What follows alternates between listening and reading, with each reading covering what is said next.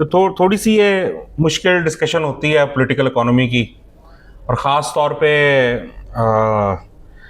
ज़्यादा मसला इसको समझने में ख़ास तौर पे उन नौजवानों या उन तलबा को होता है जो बज़ाते खुद इकोनॉमिक्स के स्टूडेंट्स होते हैं। क्योंकि एक ऐसा स्टूडेंट जो कि साइंस का स्टूडेंट है, टेक्नोलॉजी का स्टूडेंट है, सोशियोलॉजी का है, हिस्ट्री का है, लिटरेचर का है, उसको और कुछ नहीं तो कम से कम उसको सरमायादाराना मईशत के बारे में भी कुछ नहीं एकेडमिक नॉलेज जो है वो होता। ये नहीं कि आसान अल्फाज में उसको झूठ का भी नहीं पता होता ठीक तरह से, ठीक है, तो आप उसको सच बात बड़े आराम से समझा सकते हैं। मगर एक स्टूडेंट जो कि बिलफर्ज इकोनॉमिक्स का स्टूडेंट है, ठीक है, और उसको तो बड़ा ठोंसा जाता है कि कीमत क्या होती है और कीमतें कैसे डिटरमाइन होती हैं और कंपटीशन क्या होता है वगैरह वगैरह। तो पहले उस सारे झूठ को आपको डिबंक करना पड़ता है और उसके बाद फिर उसको सच्ची बात वो बेचारा समझने के काबिल जो है वो होता है।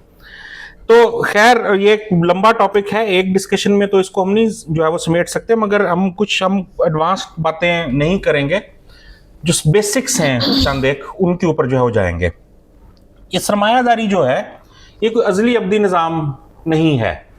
अमूमी तौर पे हमें जो पोर्ट्रे करते हैं कैपिटलिज्म के जो लॉर्ड्स हैं, जो कॉरपोरेशंस हैं, जो बड़े मालकान हैं, जो इसके इदारे हैं, वो पोर्ट्रे ऐसे ही करते हैं कि ये अजली और अब्दी सिस्टम है। वो एक दफ़ा मैं अपने बच्चों के साथ बैठा कार्टून देख रहा था और उसके अंदर स्टोन एज वो केवमैन दिखाए हुए थे, तो उनका भी वो उन्होंने दो पत्थर दिखाया हुआ था कार्टून के अंदर के दो पत्थर रखे हुए थे और एक पत्थर से उनको उन पत्थरों को बंद किया हुआ था और वो उनका बैंक बनाया हुआ था। वो स्टोन एज के अंदर भी उन्होंने कार्टून में जनाब बैंक जो है वो दिखाया हुआ था कि स्टोन एज में भी बैंक जनाब हुआ करता था, ठीक है, यानी कि कैपिटलिज्म को स्टोन एज तक जो है वो ले गए। तो हर निज़ाम जो होता है वो यही बताता है कि मैं अजली और अब्दी हूं, ठीक है, ये फितरी, ये जी निज़ाम फितरत है, ठीक है। हर निज़ाम अपने आप को ऐसे ही पोर्ट्रे करता है कि जनाब ये तो बिल्कुल नेचर के साथ टैली जो है वो करता है, हमेशा से था और हमेशा यही जो है वो रहना है।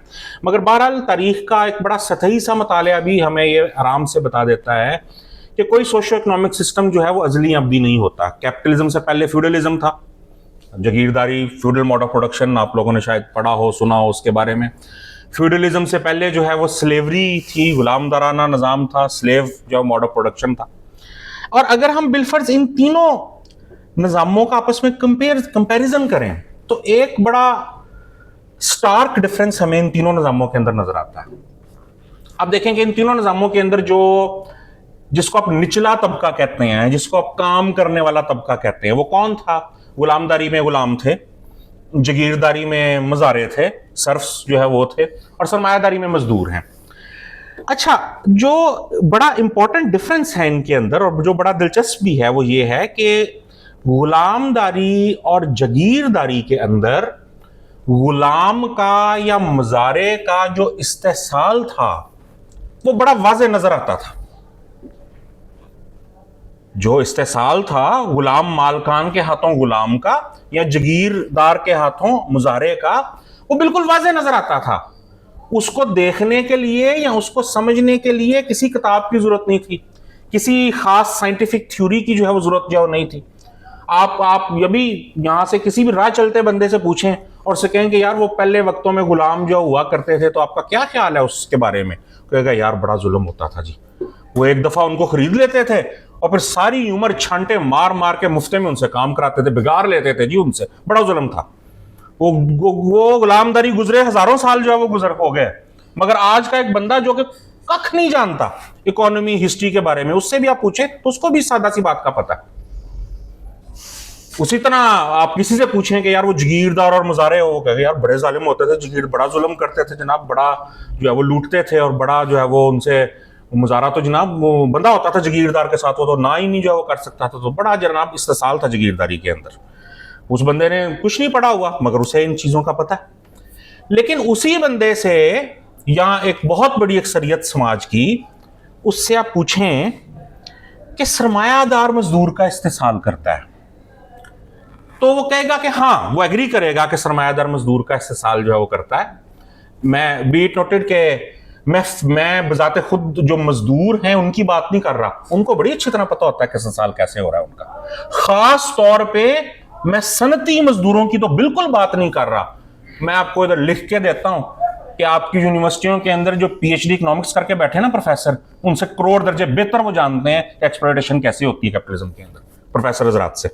मैं उनकी बात नहीं कर रहा, मैं आम जो किसान हैं या मिडिल क्लास के लोग हैं जो पढ़े लिखे हजरात हैं, मैं उनकी बात कर रहा हूं कि उनकी नजर में जब उनसे कहते हैं कि मजदूर का इस्तेसाल कैपिटलिज्म में हो रहा है, तो वहां वो कहेंगे कि हाँ जो है वो इस्तेसाल हो रहा है, मजदूर का ज्यादती हो रही है मजदूर के साथ, मगर उनके जहन में मजदूर के साथ जुल्म या ज्यादती का जो कंसेप्ट है वो भला क्या होगा, वो कुछ इस किस्म का होगा कि जनाब देखें कम से कम सरमायादार को मजदूर को लिविंग वेज तो देनी चाहिए ना, मजदूर को इतनी उजरत तो सरमायादार को जो है वो देनी चाहिए कि वो जो भी उस जमाने का उस मुल्क का स्टैंडर्ड है उसके हिसाब से एक सर्टेन लेवल की जिंदगी गुजार सके, अपना एक छोटा सा 2 कमरे का घर अफोर्ड कर सके, जो है वो अपना आना जाना अफोर्ड कर सके, अपने बीवी बच्चों को अफोर्ड कर सके, रोटी पानी तालीम वगैरह अपनी बच्चों की या सेहत का खर्चा अफोर्ड कर सके। ठीक है, तो इतनी तो उजरत सरमायादार को मजदूर को देनी चाहिए। देखे ना, सरमायादार मजदूर को इतनी भी उजरत नहीं जो है वो देते, तो जनाब बड़ा जुल्म करते हैं। अब आप उससे अगला सवाल करें, उससे कहें कि जनाब अगर सरमायादार मजदूर को इतनी उजरत दे, अगर सरमायादार मजदूर को इतनी उजरत दे कि वो ये बेसिक नेसेसिटीज अफोर्ड कर सके, तो क्या फिर सरमायादार इस्तेसाल कर रहा होगा? वो कहेगा नहीं जी, फिर तो कहां, फिर क्या इस्तेसाल हुआ, फिर तो कोई इस्तेसाल नहीं हुआ, वो तो जनाब देखें फिर तो बराबरी का सौदा हो गया ना, आजादाना बराबरी का सौदा हो गया, फ्री मार्केट है ना, लेबर के अंदर भी फ्री मार्केट है, जो है वो सरमायादार को मजदूर की जरूरत थी, मजदूर को जो जॉब की जो जरूरत थी, दोनों मिले, दोनों ने आपस में माहिदा किया, सरमायादार ने कहा तुमने मेरी फैक्ट्री में काम करना है, मजदूर ने कहा अच्छा मुझे उजरत चाहिए, फाइनली एक उजरत के ऊपर एक तय चीज पा गई जिसमें उजरत इतनी थी कि मजदूर जो है वो उसका ठीक गुजारा जो है वो हो सकता था। तो जनाब इसमें तो फिर कोई ज्यादती नहीं, ठीक है। और फिर वो आपको मिसाल देगा फौरन से, आपके बगैर पूछे ही, जी आप देखें जर्मनी और जापान के अंदर, देखें जी कनाडा के अंदर क्या होता है जी वहां पे तो जनाब जर्मनी में तो, और ये बात दुरुस्त है, हम इससे कोई इतना इनकार नहीं करते कि जर्मनी के अंदर तो जो है वो एक एवरेज फैक्ट्री वर्कर जो है वो फर्स्ट हैंड नहीं तो सेकंड हैंड BMW उसके घर में खड़ी होती है, ठीक है, और बेसिक हेल्थ केयर भी वो अफोर्ड कर लेता है, और रुड़ खिड़ के एजुकेशन भी अपने बच्चों को जो है वो दिला देता है, खाना पीना भी उसका जो है वो अच्छा ही होता है, कम से कम पाकिस्तान की मिडिल क्लास से बेहतर खाना खाता है जर्मनी या जापान का एवरेज जो फैक्ट्री वर्कर है वो। तो फिर क्या इसका मतलब है कि वहां पे जो है वो इस्तेसाल नहीं, वहां पे जो है वो जर्मन सरमायादार या जापानी सरमायादार या कनेडियन या बरतानवी सरमायादार अपने वर्कर का इस्तेसाल नहीं करते? यही मसला है सारा कि सरमायादारी में मजदूर का इस्तेसाल छुपा हुआ होता है, उसको आप आम नंगी आंख से नहीं देख सकते, जज नहीं कर सकते, जान नहीं सकते। तभी फिर मार्क्स को 3 वॉल्यूम में दास कैपिटल लिखनी पड़ी। और ये सिर्फ मार्क्स से नहीं शुरू हुआ, कैपिटलिज्म का प्रॉफिट कहां से आता है और पीछे वैल्यू क्या होती है और सरप्लस वैल्यू क्या होती है, ये सारी बहसें मार्क्स ने नहीं शुरू की थी। ये बजाते खुद जो कैपिटलिज्म के अपने थिंकर्स थे, जो बुर्जुआजी के सरमायादार तबके के अपने पॉलिटिकल इकोनॉमिस्ट थे, वो पहले लोग थे जिन्होंने बहसें शुरू की थी। ये बहसें सबसे पहले किसने शुरू की थी? स्टुअर्ट मिल ने शुरू की थी, जेरेमी बेंथम ने शुरू की थी, खास तौर पे एडम स्मिथ ने शुरू की थी अपनी वेल्थ ऑफ नेशंस के अंदर, डेविड रिकार्डो ने शुरू की थी, वहां से चली आ रही हैं बहसें, ठीक है। ये तो जो है वो जब एक निजाम अपने डिक्लाइन में जाना शुरू होता है ना, तो अपनी जवानी के अंदर उस निजाम ने जो हासिलात की होती हैं, बुढ़ापे में वो निजाम अपनी जवानी की हासिलात का भी इनकार कर देता है। तो आपने देखा होगा ना कि बाज लोग जवानी के अंदर वो बड़े जो है वो उन्होंने हमारी नजर में तो एक बड़ी अच्छी उन्होंने जिंदगी गुजारी होती है, एक केयर फ्री जिंदगी गुजारी होती है, लोगों के लिए काम किया होता है, लोगों के काम आए होते हैं, और उस प्रोसेस के अंदर उन्होंने जारी बात है कभी एहतजाज किया तो कभी हवालात भी चले गए, कभी जेल भी हो गई। तो ठीक है जनाब, लोगों के काम आते हुए आपने जबर बर्दाश्त किया तो बड़ी काबिल फख्र बात है, मगर बाज़ औक़ात ऐसे होता है कि ऐसे लोग जब बूढ़े होते हैं तो फिर वो शर्मिंदा से रहने शुरू कर देते हैं।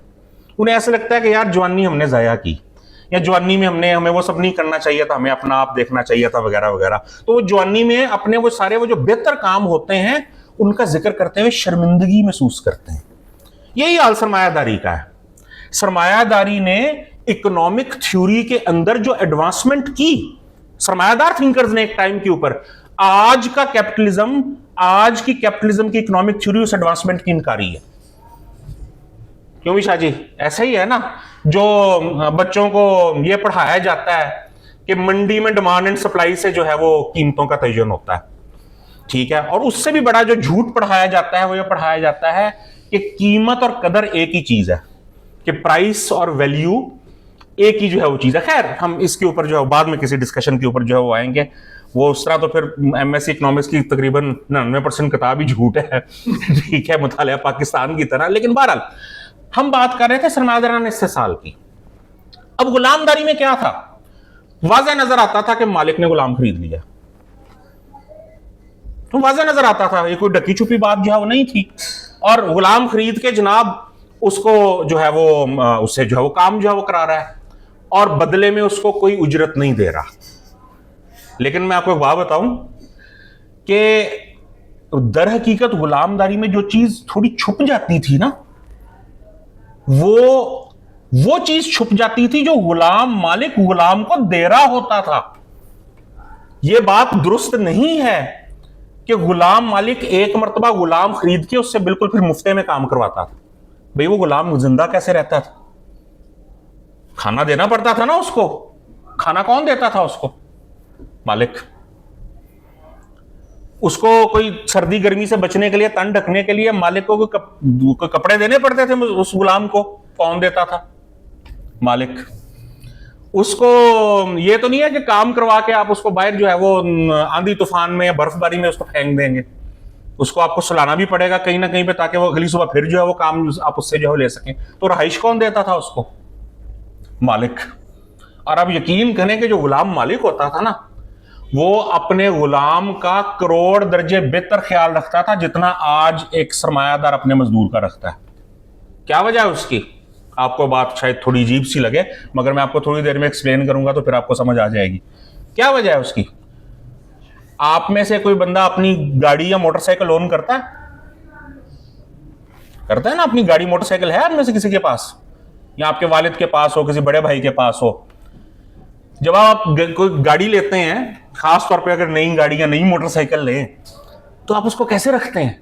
वो आपकी प्रॉपर्टी होती है ना, आप उसको कैसे रखते हैं? यार डंट ना पड़ जाए इसको, स्क्रैच ना पड़ जाए इसको, जरा सी वो गूं की बजाय घी की आवाज निकाल दे तो आप फौरन भागे भागे मैकेनिक के पास उसको लेकर जाते हैं। ऐसा ही होता है ना। और मैकेनिक को जैसी बच्चा था, छोटे मेरी मोटरसाइकिल पर तजर्बे नहीं करने, उस्ताद को बुला के लेकर आओ। तो ठीक है, निकम्मा मैकेनिक नहीं, सबसे अच्छा मैकेनिक। क्या जाके कहते हैं मुझे जी सबसे अच्छा मोबाइल ऑयल चाहिए अपनी गाड़ी के लिए, अपनी मोटरसाइकिल के लिए। ऐसी सारी बातें करते हैं ना जाके। क्यों? आपने पैसे खर्चे हैं यार उसके ऊपर, वो आपकी प्रॉपर्टी है, आपने उसके ऊपर पैसे खर्चे हैं। अगर आप उसका ख्याल नहीं रखेंगे तो जहां उसने 5 साल चलना है वो 1 साल में चल के खत्म हो जाएगी गाड़ी या मोटरसाइकिल, आपका तो नुकसान हो जाएगा। तो आप उसका ख्याल रखने पे मजबूर हैं ताकि वो 5 साल जो है वो चले, ताकि आप अपने पैसे पूरे करके जो अपने खर्चे थे उसको खरीदने में और उससे फायदा जितना आप ले सकते हैं आप ले सकें। यही सूरत हाल गुलाम मालिक और गुलाम की थी। अगर वो गुलाम बीमार हुआ और मालिक ने उसका इलाज नहीं कराया, गुलाम मर गया, मालिक के तो पैसे गए। उसने उसको अच्छी खुराक नहीं खिलाई, वो गुलाम 6 महीने में खत्म हो गया, मालिक के पैसे गए, वो प्रॉपर्टी। मजदूर और सरमायादार का यह मामला नहीं है। लेबर अवेलेबल है फ्रीली। मजदूर का हाथ फैक्ट्री में जो है वो मशीन में आके जो है वो कट गया, ठुड्डा मार के फैक्ट्री से बाहर फेंको, 10 मजदूर और ले उसकी जगह। ऐसा ही है ना। मजदूर की आंखों में वो कोई चिंगारी चली गई, वो अंधा जो है वो हो गया, उसको जॉब से बाहर निकाल के फेंको यार, इसका ठेका लिया हुआ है हमने, 4 मजदूर इसकी जगह लेने को तैयार बैठे हैं। गुलाम के साथ ये काम हो गया तो गुलाम बेकार हो गया, मालिक की इन्वेस्टमेंट डूब गई, मालिक के पैसे भी डूब गए। मजदूर के साथ ऐसा मामला नहीं है। तो जो गुलाम होता था उसका थोड़ा ज्यादा ही ख्याल रखा जाता था वर्कर से। तो एक्चुअली जो एक तरह से जो गुलाम मालिक होता था वो मुफ्ते में काम नहीं करा सकता था। उसको खाना पीना, रहाइश, कपड़ा लता देना पड़ता था गुलाम को भी।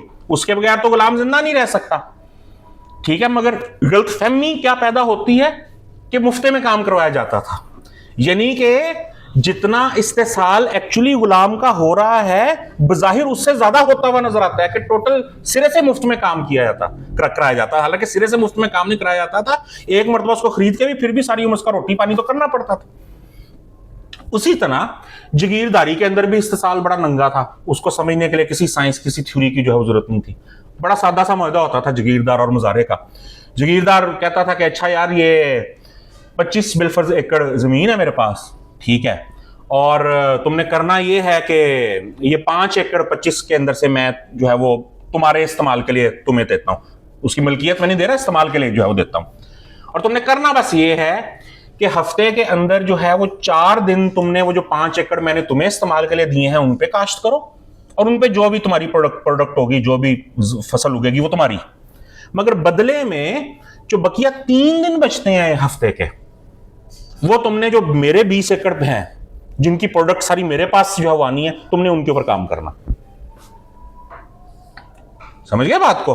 बड़ा सादा सा जो है वो मायदा जो होता था कि मैं तुम्हें इस्तेमाल के लिए जमीन दे रहा हूं, हफ्ते में 4 दिन तुम उस पर काम करो, जो फसल होगी ठीक है तुम जो रख लेना, बकिया 3 दिन जो बचते हैं तो मेरे जो 20 एकड़ हैं जिनकी फसल मैं रखूंगा सारी मेरे पास आएगी, तुमने वहां पे काम करना है मेरे लिए। अल्लाह अल्लाह खैर सल्लाह, किसी छोटे बच्चे को भी समझ आ जाएगी कि यहाँ पे क्या हो रहा है, ठीक है, कि किस तरह जो है वो जमीन के इस्तेमाल के बदले में उसकी 3 दिन की जो लेबर है वो जगीरदार जो है वो इस्तेमाल जो कर रहा है। कोई इसमें साइंस की जरूरत नहीं है। मगर कैपिटलिज्म में जैसा कि मैंने आपको कहा कि अगर आप लोगों से पूछें वो कहेंगे कि हाँ यार लिविंग वेज एक अच्छी उजरत मजदूर की होनी चाहिए, और फिर जब उनसे पूछेंगे कि अच्छी उजरत हो गई, घर बार मजदूर अपना उसमें अफोर्ड कर सकता है, तो इस्तेसाल ना हुआ, कहेंगे नहीं फिर काहे का इस्तेसाल, ठीक है, फिर काहे का इस्तेसाल, फिर तो देखें जी बराबरी का सौदा हो गया ना, मजदूर ने उजरत ली और सरमायादार ने जो है वो उसके से इतने घंटे या इतने 5 घंटे 6 घंटे या 7 घंटे जो भी उनका कॉन्ट्रैक्ट था उतना जो है उससे जो है वो काम जो लिया। अल्लाह अल्लाह जो खैर सल्ला, ये तो किस्सा जो है वो खत्म जो है वो हो गया। और फिर आप उनसे पूछें कि अच्छा अगर बिलफर्ज सरमायादार मजदूर का इस्तेसाल नहीं करता, और अगर बिलफर्ज ये बिल्कुल बराबरी का सौदा है कि जितनी उजरत ली बस उतने घंटे उतना काम जो है वो लिया, ठीक है, तो फिर सरमायादार अमीर से अमीर तर कैसे होता जाता है? फिर सरमायादार अमीर से फिर क्या वजह है कि पिछले सरमायादारी की 200-250 साल की आप तारीख उठा के देख लें, हर गुजरते दिन के साथ जो कैपिटलिस्ट क्लास है दुनिया की ज्यादा से ज्यादा दौलत चंद हाथों में सिमटती गई, और भारी से भारी अक्सरियत आबादी की गरीब से गरीब तरी जो है वो होती गई है। ये कोई मैं सिर्फ पाकिस्तान की बात नहीं कर रहा, दुनिया के अंदर यही ट्रेंड है, अमेरिका यूरोप हर जगह जो यही है। आप इस गलत फहम, आप इस इल्यूजन का शिकार ना हो कि जर्मन मजदूर के पास BMW है। जर्मन मजदूर क्या दौलत में कितना हिस्सा है उसका मुकाबला जर्मन सरमायादार से करके देखें ना, हम अपने साथ करके ना देखें उसका मुकाबला अपने साथ करके ना देखें। जर्मन मजदूर जर्मनी की नेशनल वेल्थ में जो रिलेटिव प्रोपोर्शन है जर्मन सरमायादार का जर्मन मजदूर का, उसको देखें, तब फिर आपको पता लगेगा कि हर गुजरते दिन के साथ क्या जर्मनी, क्या जापान, दुनिया का कोई भी मुल्क उठा के देख लें, ज्यादा से ज्यादा जो वेल्थ है वो चंद से चंद हाथों में कुमुलेट होती जा रही है। लेकिन नीचे हम देखते हैं तो बज़ाहिर ये नजर आता है कि सरमायादार ने लेबर ली और बदले में मजदूर ने जो उजरत ली, तो फिर सरमायादार की जो है वो सारा प्रॉफिट और सरमायादार जो अमीर से अमीर तर होता जा रहा है, ये कहां से आ गया? तो इसके जवाब में हमें एक फेरी टेल सुनाई जाती है मॉडर्न सरमायादाराना मईशत की किताबों में, मॉडर्न बुर्जुआ इकोनॉमिक्स की किताबों में। अभी टोटेड के जो सरमायादाराना मईशत के जो ओरिजिनल थिंकर्स थे, रिकार्डो स्मिथ वगैरह, वो नहीं मानते थे इस बकवासियात को, वो जानते थे कि हकीकत जो है वो क्या है। मगर मॉडर्न बुर्जुआ इकोनॉमिक्स की किताबों के अंदर हमें एक फेरी टेल बताई जाती है, और वो फेरी टेल हमें ये बताती है कि जो प्रॉफिट है सरमायादार का, उसकी जो जगह है, उस प्रॉफिट के बनने की जो जगह है वो फैक्ट्री नहीं है, वो प्लेस ऑफ प्रोडक्शन नहीं है, बल्कि जो सरमायादार का प्रॉफिट है उसके तख्लीक होने की या उसके बनने की जो जगह है वो मार्केट है, जहां पे सरमायादार अपनी तैयारशुदा अशिया जो है वो लेके फरोख्त करने या उनका एक्सचेंज करने जो हो जाता है, ठीक है। और वो बड़ी सिंपल सी एक बात बता दी जाती है कि मार्केट के अंदर जनाब डिमांड एंड सप्लाई का चक्कर हमेशा जो है वो चल रहा होता है, और अगर सरमायादार की प्रोडक्ट जो है वो जब वो मार्केट में उसको बेचने गया है तो उस वक्त उसकी डिमांड ज्यादा हो और सप्लाई थोड़ी हो तो वो बड़ी अच्छी कीमत पे बिक जाती है और सरमायादार को प्रॉफिट हो जाता है, ठीक है। और अगर इसके उल्ट हो कि डिमांड थोड़ी हो और सप्लाई ज्यादा हो तो फिर बड़ी माड़ी कीमत के ऊपर जो है बिकती है और सरमायादार को जो है वो नुकसान जो है वो हो जाता है, ठीक है। और जो इस तरह यहां से बनता है नफा और नुकसान, ठीक है। मार्केट में जो चीजों को बेचने खरीदने के जो है वो अमल के अंदर, तो इसमें मजदूर के इस्तेसाल का जो है वो कोई चक्कर जो है वो नहीं है। क्या यह बात दुरुस्त है आप में से कोई इकोनॉमिक्स का स्टूडेंट यहां पे? कौन है? क्यों सर, बात दुरुस्त है ये?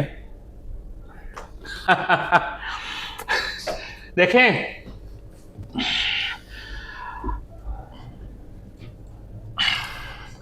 प्राइस और वैल्यू एक चीज नहीं है। ये बहुत मेजर जानबूझ के ये कंफ्यूजन डाली गई है मॉडर्न बुर्जुआ इकोनॉमिक्स के अंदर, कि प्राइस को रिकार्डो एडम स्मिथ समझते थे इन चीजों को, इवन के जॉन स्टुअर्ट मिल भी जानता था इस चीज को। ये मॉडर्न जो बुर्जुआ इकोनॉमिक्स के अंदर ये बीच में इन्होंने ये जानबूझ के कंफ्यूजन डाली है कि प्राइस और वैल्यू ये एक चीज नहीं है। जो असल चीज है ना पॉलिटिकल इकोनॉमी के अंदर, यह भी मैं आपको बताता चलूं कि माजी में इकोनॉमिक्स का जो इस सब्जेक्ट का जो असल नाम था वो इकोनॉमिक्स नहीं था, वो पॉलिटिकल इकोनॉमी था, सियासी माशियात। इसके साथ सियासी क्यों कहा जाता था, पॉलिटिकल क्यों कहा जाता था, इकोनॉमी के साथ पॉलिटिक्स क्यों जुड़ी हुई है? क्योंकि जब सिर्फ इकोनॉमी की आप बात करें ना, ये दोनों आपस में क्यों नागुजीर है, इनका टांका आपस में क्यों?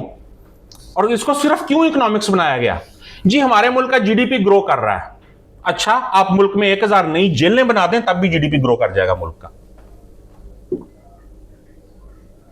आप 1000 नए टैंक बना दें तब भी जीडीपी ग्रो कर जाएगा मुल्क का। ऐसे है कि नहीं है? यह कैसे पता लगेगा कि वो जो सो कॉल्ड जीडीपी ग्रोथ है उसका पब्लिक को, या जो स्वादे आजम है, जो भारी अक्सरियत है मुल्क की, उसको कोई फायदा हो रहा है कि नहीं हो रहा? वो पॉलिटिक्स से पता लगेगा। इस वजह से जो ओरिजिनल सब्जेक्ट था वो पॉलिटिकल इकोनॉमी था। उससे पहले फिर पॉलिटिक्स को साइड पे किया गया, सिर्फ इकोनॉमिक्स, और फिर ये सारी। अच्छा खैर, जो है कंफ्यूजन ये फैलाई जाती है कि प्राइस और वैल्यू एक चीज है। ये दोनों एक चीज हरगिज जो है वो नहीं है, बड़ा फंडामेंटल डिफरेंस है। और जो मेन चीज है डिस्कशन की वो प्राइस नहीं, वो वैल्यू है, कदर जिसको आप उर्दू में कहते हैं। और वैल्यू कैसे डिटरमाइन जो है वो होती है? वैल्यू मंडी में डिमांड एंड सप्लाई से डिटरमाइन नहीं होती।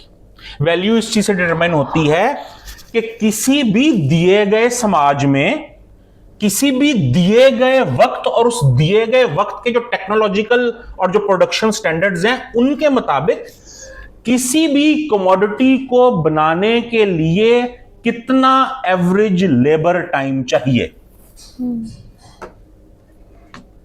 ऐसे डिटरमिन होती है उस कमोडिटी की या उस चीज की वैल्यू। ठीक है, और यहां पे हम एक होमोजीनियस या एब्स्ट्रैक्ट ह्यूमन लेबर टाइम की बात कर रहे हैं। हम किसी एक पर्टिकुलर स्किल्ड, एक मखसूस स्किल के लेबर टाइम की बात नहीं कर रहे। उसकी भी एक रीजन है। अब मिसाल के तौर पे आप ये कहेंगे कि यार देखें, प्रैक्टिकली तो हर जो ह्यूमन लेबर है, जो कोई भी एक कमोडिटी बनाती है, वो एक मखसूस तरह की लेबर होती है। मिसाल के तौर पे मैंने ये शलवार कमीज पहनी हुई है, इसको बनाने के लिए टेलर की एक मखसूस किस्म की टेलरिंग की लेबर चाहिए। ये इमारत बनानी है तो इसके लिए मैसनरी की एक मखसूस किस्म की लेबर चाहिए। गाड़ी बनानी है तो उसके लिए इंजीनियर की एक मखसूस किस्म की लेबर चाहिए, वगैरह वगैरह। ठीक है, हाँ ये बात आपकी जो है वो बिल्कुल जो है वो दुरुस्त है कि कोई भी एक पर्टिकुलर प्रोडक्ट बनाने के लिए एक particular kind of skilled labour चाहिए होती है। लेकिन वो जो पर्टिकुलर काइंड के स्किल्ड लेबरर्स होते हैं वो कौन होते हैं? जिन फरिश्ते घोड़े हाथी तो नहीं होते ना, होते तो इंसान ही है। एक वक्त होता है कि जब अभी वो उन्होंने स्किल नहीं सीखी होती, वो अनस्किल्ड होते हैं, ऐसा ही है ना, अनस्किल्ड होते हैं, उनके अंदर रॉ ह्यूमन लेबर मौजूद होती है। फिर आप उनको स्किल सिखाते हैं और वो रॉ ह्यूमन लेबर जो है वो स्किल्ड ह्यूमन लेबर में बदल जाती है। यानी कि हर स्किल्ड लेबर जो है वो होमोजीनियस या एब्स्ट्रैक्ट या रॉ ह्यूमन लेबर से ही डेवलप होती है ट्रेनिंग के जरिए। यानी कि आप हर स्किल्ड लेबर को वापस ब्रेक डाउन कर सकते हैं रॉ ह्यूमन लेबर में। कैसे ब्रेक डाउन कर सकते हैं? आप स्किल्ड लेबर के 1 घंटे को रॉ लेबर के 10 घंटे के बराबर, जो भी एक ओवरऑल एक जमाने की टेक्नोलॉजी और जो प्रोडक्टिव पावर्स हैं उसके हिसाब से आप हिसाब किताब आपका बन जाएगा कि यार आज के दौर में किसी भी एक इस लेवल की स्किल्ड लेबर जो है वो रॉ लेबर के 10 घंटों के या 8 घंटे के बराबर बनती है। ठीक है, तो जो लेबर टाइम जो हम कैलकुलेट करते हैं शायद वो हम रॉ लेबर में करते हैं। ठीक है, ताकि हमें आसानी रहे। ठीक है, ताकि हम जो है वो हम इस मेथड को अक्रॉस दी बोर्ड तमाम कमोडिटीज के ऊपर अप्लाई कर सकें। तो हम जब ये मोबाइल की वैल्यू या घर की वैल्यू या गाड़ी की वैल्यू डिटरमाइन करेंगे तो हम पर्टिकुलर लेबर्स के ऊपर तवज्जो नहीं देंगे। हम ये देखेंगे कि उन अशिया को बनाने में उस अहद में उस वक्त के टेक्नोलॉजिकल स्टैंडर्ड्स के मुताबिक रॉ ह्यूमन लेबर के कितने घंटे जो लगे हैं, क्योंकि उनके ऊपर स्किल्ड लेबर जो लगी है वो ब्रेक डाउन की जा सकती है रॉ लेबर के टाइम पीरियड के अंदर। और फिर जितने रॉ ह्यूमन लेबर के, होमोजीनियस या एब्स्ट्रैक्ट ह्यूमन लेबर के जो है वो घंटे उनको बनाने में जो है वो लगे होंगे, वहां से उनकी वैल्यू डिटरमाइन होगी और उस वैल्यू के हिसाब से उनका मार्केट में तबादला होगा। अगर इस प्रोडक्ट को बनाने में होमोजीनियस ह्यूमन लेबर के 100 आवर्स लगे हैं, 100 घंटे का लेबर टाइम लगा है, तो इसका तबादला मंडी में किसी ऐसी चीज से हो सकता है जिसके ऊपर 100 घंटे का लेबर टाइम लगा हो। यह नहीं हो सकता कि इसका तबादला मंडी में किसी ऐसी चीज से जाके होना शुरू हो जाए जिसके ऊपर 5 आवर का लेबर टाइम लगा हुआ है। ऐसा नहीं होगा, ठीक है ना, ऐसा नहीं हो सकता। जो आखिर कभी कभी सोचा है कि इवन आज नहीं, माजी में जब मार्केट एक्सचेंजेस अभी बिल्कुल अपने इब्तदाई दौर में थी, मंडियां हमेशा से इतनी डेवलप तो नहीं थी ना। जागीरदारी गुलामदारी में तो मंडी अपनी रूडिमेंट्री फॉर्म में जो मौजूद थी उस वक्त। तो अभी ये जो अफाकी मुतबादल है वैल्यू का, जर या उसका नुमाइंदा पैसा, ये भी अभी इंट्रोड्यूस उस तरह से नहीं हुआ था। डायरेक्ट बार्टर जो है वो होता था। तो आखिर कैसे लोगों को पता लगता था कि एक अच्छी तलवार, इस कैटेगरी की तलवार के बदले में इतने मन गंदम दी जा सकती है और इस कैटेगरी की तलवार के बदले में इतने मन गंदम दी जा सकती है? जर्नल आइडिया होता था कि इन दोनों के बीच में जो कॉमनैलिटी है वो ह्यूमन लेबर का टाइम, कितनी ह्यूमन लेबर लगी है इनको बनाने में, और उस हिसाब से उनको एक्सचेंज किया जाता था कि यार ये तलवार अच्छी महंगी, ये अच्छी क्वालिटी की, इसमें ज्यादा टाइम लगा होगा, तो इसके बदले में 6 मन गंदम का तबादला किया जा सकता है। ये देखें, इसके ये निशान है, तो ये लोहा भी कच्चा लगता है, धार भी तेज नहीं है, ये इसके ऊपर कम मेहनत की गई है, कम टाइम लगाया गया, तो ठीक है, इसके बदले में हम सिर्फ 2 मन गंदम देंगे। ठीक है, तो वो ये जो ह्यूमन लेबर जितनी लगी है वो डिटरमाइन करती है कि उस चीज की वैल्यू क्या है, और इस वैल्यू की बुनियाद के ऊपर जो है वो मंडी में अशिया का तबादला होता है। इस वजह से इस वैल्यू को क्या कहा जाता है? एक्सचेंज वैल्यू, कदर तबादला। अब प्राइस क्या होती है? प्राइस का डिटर्मिनेशन बिलाशुबा डिमांड एंड सप्लाई से होता है। अब होता यह है कि एक चीज है, उसके अंदर 100 लेबर आवर्स की वैल्यू मौजूद है, वो मार्केट में बिकने के लिए जो है वो गई। ठीक, मार्केट में उस चीज की डिमांड बहुत ज्यादा थी और सप्लाई बहुत थोड़ी थी। लिहाजा होगा क्या कि उसकी प्राइस वक्ती तौर पे उसकी वैल्यू से ऊपर चली जाएगी। उसकी प्राइस वक्ती, चूंकि डिमांड उसकी ज्यादा थी, सप्लाई थोड़ी थी, तो वक्ती तौर पे उसकी प्राइस उसकी वैल्यू से ऊपर चली गई। ठीक, प्राइस उसकी वैल्यू से ऊपर जाने का क्या मतलब है? प्राइस उसकी वैल्यू से ऊपर जाने का मतलब यह है कि वो अगर बिलफर्ज, अगर हम इसकी 100 लेबर आवर की वैल्यू को रुपए में 1000 रुपए बिलफर्ज हम कह दें, तो ये 2000 रुपए के ऊपर बिकना शुरू हो गया। जितनी वैल्यू थी उससे डबल प्राइस इसकी जो है वो हो गई।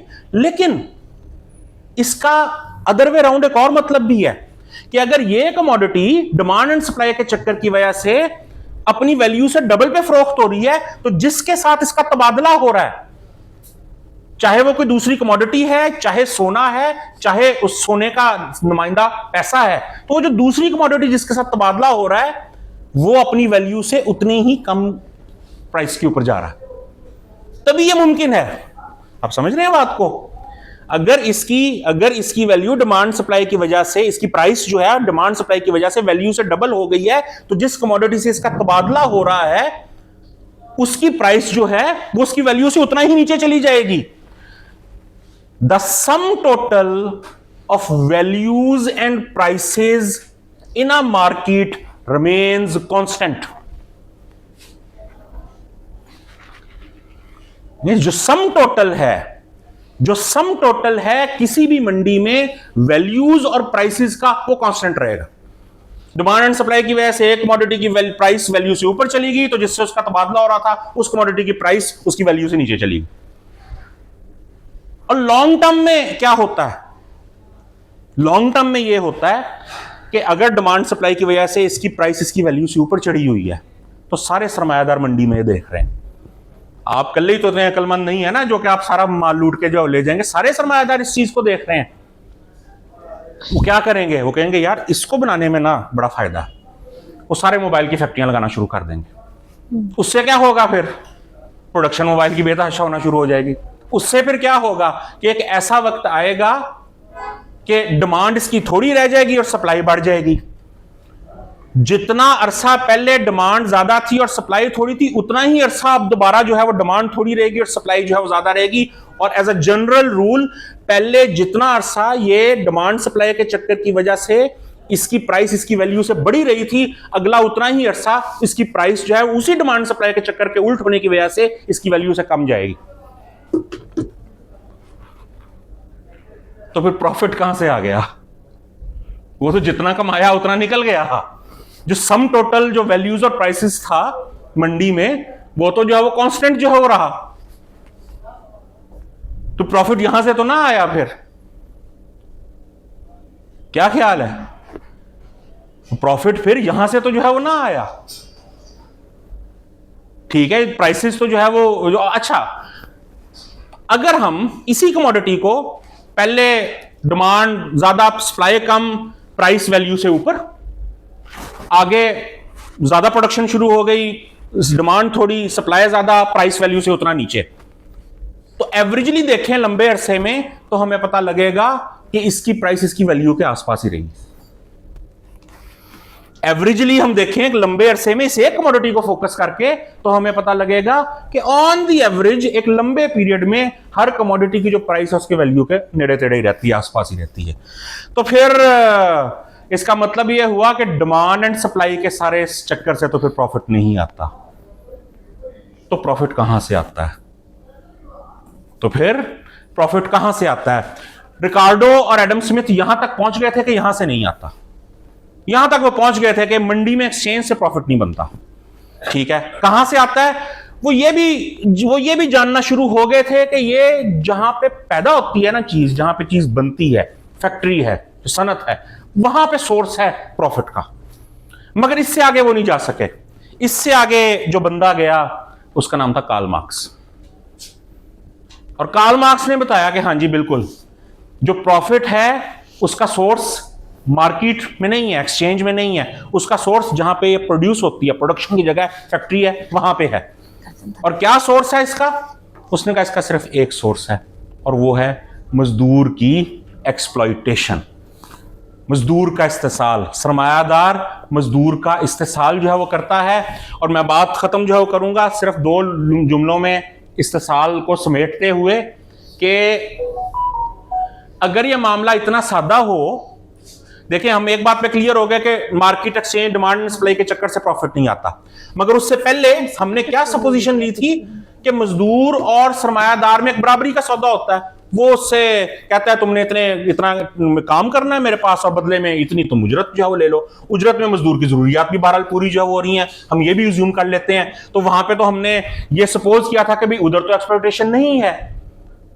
तो फिर जब ये साबित हो गया साइंटिफिकली कि मार्केट से प्रॉफिट नहीं आता, तो फिर हमें गौर से देखना पड़ेगा कि क्या वाकईतन मजदूर और सरमायादार के ताल्लुक में कोई एक्सप्लॉयटेशन नहीं है, या एक्सप्लॉयटेशन है मगर वो बजाहिर नजर नहीं आती।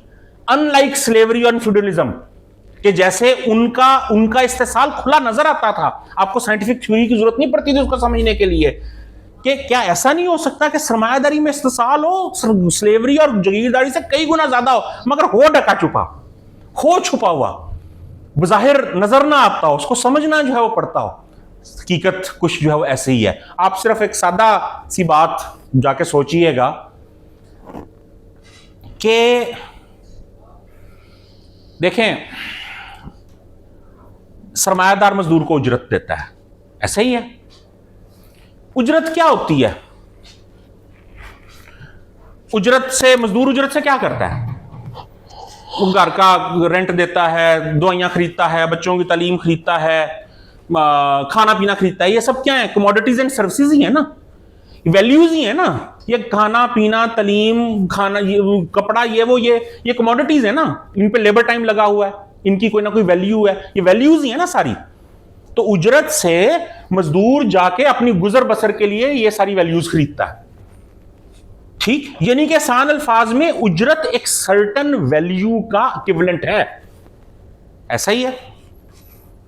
अब यानी कि हम ये कहने में हक जानिब है, इतना हम समझ गए हैं कि उजरत की सूरत में एक सर्टन अमाउंट ऑफ वैल्यू दी है सरमायादार ने मजदूर को, ऐसा ही है। अब उस मजदूर को फैक्ट्री में ले जाके सरमायादार उससे क्या प्रोड्यूस कराता है? कमोडिटीज, अशिया, गाड़ी, मोबाइल, सीमेंट, वाटर, जो भी, वो क्या है? वो भी वैल्यूज ही है ना, वो भी वैल्यूज ही हैं जिनको जाके मार्केट में उसने फिर एक्सचेंज के अंदर जो लेकर जो आना है। तो उजरत की सूरत में जितनी वैल्यू सरमायादार ने मजदूर को दी, अगर वो प्रोडक्शन के अमल में उतनी ही वैल्यू मजदूर से वापस प्रोड्यूस कराए, तो भाई सरमायादार को कितने नफलों का सवाब है। उसने उजरत की सूरत में बिलफर्ज 1000 जो है वो घंटों की वैल्यू मजदूर को बिलफर्ज दे दी, और मजदूर ने फैक्ट्री में जाके 1000 घंटों की वैल्यू के इक्विवेलेंट जो है वो प्रोडक्शन जो है वो कर दी, 1000 घंटों की वैल्यू रखने वाली प्रोडक्शन जो है वो कर दी। साहब तो तब बराबर होता है ना। तो भाई इसमें जो है वो सरमायादार को फिर कहां से फायदा होगा? सरमायादार को कहां से फायदा होगा? चलें हम इसको थोड़ा सा और आगे ले जाते हैं। सरमायादार कहता है कि यार ये जो 1000 वैल्यू, 1000 घंटों के इक्विवेलेंट प्रोडक्शन करने के लिए जो मैंने तुम्हें उजरत दी थी, उसके इक्विवेलेंट नई चीज प्रोड्यूस करने के लिए मेरी फैक्ट्री में आके जो तुमने काम किया है, ये तब मुमकिन हुआ है कि जब मैंने जमीन रेंट आउट की, उसके ऊपर मैंने फैक्ट्री की इमारत जो है वो लगाई, मैं रॉ मटेरियल जो है वो लेकर आया, मैं जो है वो मशीनरी मैंने जो है वो सारी जो है वो उसको फैक्ट्री के अंदर ले गया। मजदूर ने पहले 4 घंटे काम किया, उस पहले 4 घंटे के अंदर उसने जनाब 1000 रुपीज की प्रोडक्शन जो है वो कर दी, और वो 1000 रुपए की प्रोडक्शन लेकर सरमायादार के पास आया और उसके पास आके कहा कि जनाब आपने मुझे 1000 रुपए उजरत में दिए थे, ये देखिए मैंने आपको 1000 रुपए की जो प्रोडक्शन जो कर दिया, मेरा आपका साहब हुआ बराबर, मैं जा रहा हूं, टाटा बाय बाय। आपके ख्याल में सरमायादार उसको जाने देगा? नहीं जाने देगा, क्योंकि उसको इस तरह जाने दे तो फिर तो एक तो ये कि उसको प्रॉफिट जो है वो कोई ना हो, बल्कि वो तो उसको उल्टा लॉस हो, क्योंकि उसके भी तो रॉ मटेरियल और उसकी जो इन्वेस्टमेंट थी वो भी वापस नहीं आई। कहेगा चल बेटा वापस काम कर दोबारा। अगले 4 घंटे मजदूर ने फिर काम किया, और इस अगले 4 घंटे में उसने मजीद 1000 रुपए की प्रोडक्शन जो है वो की, जिससे सरमायादार का उस दिन का किराया, सूद की किस्त, रॉ मटेरियल जो इस्तेमाल हुआ, बिजली जो इस्तेमाल हुई, जो मशीनरी की घिसाई हुई, सब खर्चे पूरे हो गए। मजदूर आया वापस, उसने कहा जनाब आपने मुझे 1000 रुपये दिए थे, मैंने 8 घंटे काम करके आपको 2000 रुपए के इक्विवेलेंट वैल्यू वापस कर दी है। 1000 रुपए की नई प्रोडक्ट और वो जो 1000 रुपए आपका वो जो सारा इनिशियल खर्चा हुआ था वो भी आपको वापस कर दिया। अब तो जनाब मेरा आपका साहब हो गया बराबर, हालांकि मेरा ये करना बनता नहीं था। मुझ पे ये एहसान ना चढ़ाएं कि जो है वो मैंने, तुम बेरोजगार थे तो मैंने तुम्हें जो है वो रोजगार दिया। अगर आप मुझे आपकी वजह से रोजगार मिला तो आपकी फैक्ट्री भी मेरी वजह से चल रही है, वरना आपको जरूरत ना होती तो आप कभी मुझे हायर करने लेबर मार्केट में ना आते। लेकिन चलें, तब भी मैं कहता हूं अच्छा जी चल हो, कोई बात नहीं, आपने मुझे 1000 रुपए की उजरत दी, मैंने आपको 2000 रुपए की चीज वापस जो कर दी, 1000 रुपए अपनी उजरत का भी वापस कर दिया, आपका जो इनिशियल इन्वेस्टमेंट थी, रॉ मटेरियल, ये वो मशीनरी की घिसाई, वो भी आपको वापस कर दी। अब तो मेरी जान छोड़े, मुझे जाने दें। सरमायादार उसको जाने देगा? अब भी उसको जाने दे तो उजरत तो सरमायादार ने वापस जनरेट करा ली उससे, जो इनिशियल इन्वेस्टमेंट थी अपनी रॉ मटेरियल, ये वो बैंक का कर्जा शर्जा वो भी उसने वापस जनरेट करा लिया। प्रॉफिट तो अभी भी रह गया ना भाई, प्रॉफिट तो अभी भी रह गया। हो सकेगा चल भाई वापस जाके काम कर। और वो जो आखिरी 4 घंटे हैं उसके वर्किंग डे के, उसके अंदर वो जो मजीद 1000 रुपए की फर्दर प्रोडक्शन जो है वो करेगा, उस 1000 रुपए की प्रोडक्शन को हम कहते हैं कदरे जायद, सरप्लस वैल्यू। और वो सरप्लस वैल्यू बनती है सरमायादार का प्रॉफिट। यहां से आता है प्रॉफिट। यहां पे एक आखिरी बड़ा इंपॉर्टेंट सवाल कि आखिर 4 घंटे के बाद अगले 4 घंटे, पहले 4 घंटे के बाद अगले 4 घंटे काम करवाने के लिए सरमायादार के पास, उसके पास जवाब कहां से आया? उसके पास ये अथॉरिटी कहां से आई? मजदूर उसको इनकार क्यों ना कर सका? चलो 4 घंटे बाद नहीं तो जो दूसरे 4 घंटे यानी कि 8 घंटे के काम करने के बाद भी सरमायादार उसको क्यों वापस भेजने में कामयाब जो है वो हो गया? मजदूर क्यों ना रेजिस्ट कर सका? मजदूर क्यों ना इनकार कर सका? क्यों ना उसे कह सका यार हमारा साहब तो मोर देन इनफ बराबर जो हो चुका है? उसकी एक रीजन है। रीजन ये है जो मार्क्स ने, जो आपने हाल ही में किताबचा उसका पढ़ा है, वेज लेबर एंड कैपिटल, बहुत अरसे तक ये गिदड़ सिंगी मार्क्स को भी समझ नहीं आई थी और फाइनली वो और एंगल्स इस मुहिम्मे के जड़ तक जो है पहुंच गया और फिर उन्होंने जो है वो एक फौरी तारुफ, एक फौरी एक्सप्लेनेशन के तौर पे, डिटेल में तो उन्होंने फिर कैपिटल के अंदर सारा एक्सप्लेन किया, मगर एक फौरी एक्सप्लेनेशन के तौर पे उन्होंने किताबचा निकाला कि ये करती होता है वे। और उसके अंदर जो सबसे मेन क्रक्स है इस किताब का कि सरमायादार ये करने में इस वजह से करने के काबिल हो जाता है कि सरमायादार मजदूर का कोई फिक्स्ड लेबर टाइम या उसकी कोई फिक्स्ड अमाउंट ऑफ लेबर नहीं खरीदता। वो उसकी एक दिन की या एक हफ्ते की या एक महीने की लेबर पावर, कुव्वत मेहनत खरीदता है। वो कहता है कि वो सरमायादार और मजदूर का सौदा कैसे होता है। क्लासिक टेक्स्ट बुक अगर हम उसकी बात जो करें, सरमायादार मजदूर के पास जाएगा, कहेगा भाई तुम मुझे ये बताओ कि तुम और तुम्हारे बीवी बच्चों के एक दिन जिंदा रहने का जो है वो क्या खर्चा है? तुम और तुम्हारे खानदान का एक दिन जिंदा रहने का क्या खर्चा है? मजदूर साहब लगाएगा, कहेगा हाँ यार मेरा और मेरे खानदान का एक दिन जिंदा रहने का 1000 रुपया खर्चा है। सरमायादार कहेगा लो जी 1000 रुपया मैं तुम्हें उजरत देता हूं, ये लो आ जाओ मेरे साथ। मजदूर चला जाएगा। अब 4 घंटे मजदूर काम करके जब 1000 रुपया वापस लेकर जाए, प्रोडक्शन लेकर जाएगा कि लो जी साहब मेरा बराबर हो गया। सरमायादार कहेगा कैसे बराबर हो गया? याद करो हमारा वायदा क्या था? मैंने वो 1000 रुपया उजरत तुम्हें तुम्हारे 4 घंटे के लेबर टाइम की नहीं दी थी।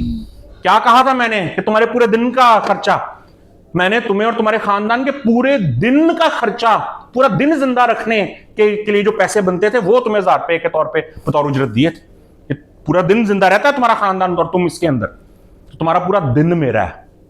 ये 4 घंटे मेरे नहीं है, सिर्फ तुम्हारा पूरा दिन मेरा है और मैं जहां तक हो सका तुमसे ज्यादा काम लूंगा।